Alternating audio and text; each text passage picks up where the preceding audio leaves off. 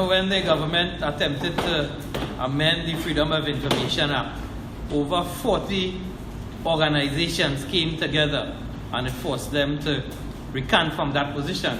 You would appreciate here that collectively we have more than that, given the representative of JTAM and NATOC and other members of civil society, including, but not limited to, those who are active on social media, who are equally susceptible to Sedition Act. So it appears that we have to go once more into the breach to try and stop this act from being continued to use. And one person who has a very strong presence on social media has a political party, none other than Phillip Edward Alexander.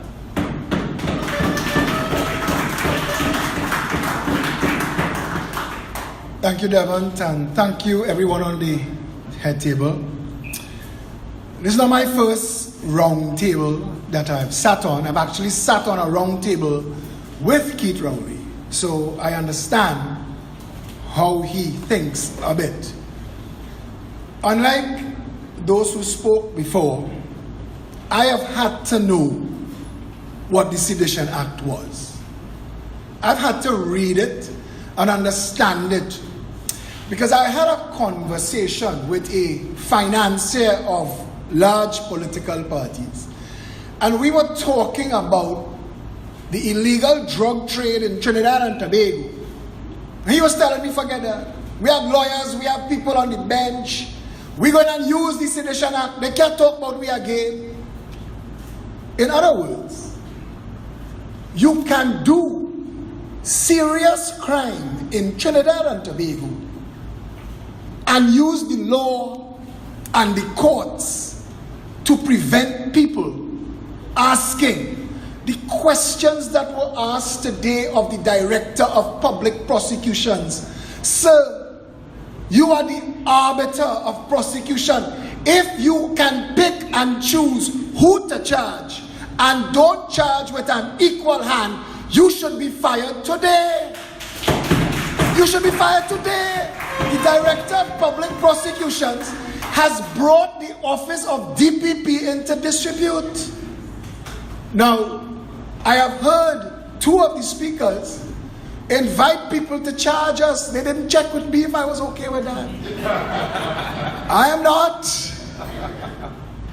But I have had more pre-action protocol letters served on me than anybody. And I've learned the power of words. I've had to go and learn the power of words and what words mean. When B.C. Perez writes fire truck this and fire truck that, we don't think of a fire truck.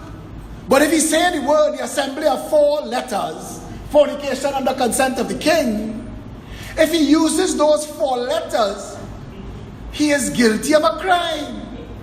When Whitco desperados left Trinidad to go to New York City, they were gay. Whitco gay desperados. They found out what gay meant. They came back here as despers. And now, gay no longer means happy and joyful. And if you call somebody gay, they could sue you. We're dealing with words. We're dealing with speech. We have to take responsibility as a nation for our ability to stand up and speak out. It cannot be that those who are committing the largest crimes have access to our representation.